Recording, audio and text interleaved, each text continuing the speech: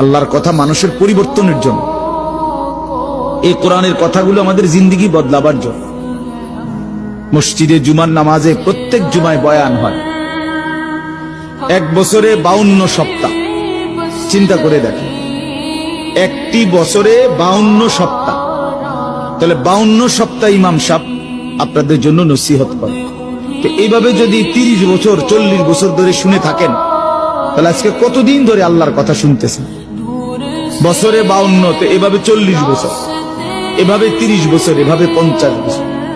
অথচ এত লম্বা সময় আল্লাহর কথা শুনবার পরেও এখনো মিথ্যা বলা ছাড়তে পারলেন না।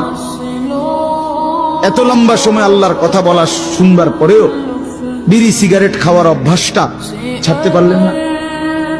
এত লম্বা সময় আল্লাহর কথা শুনবার পরেও চা দোকানের আড্ডা বন্ধ করতে পারলেন না।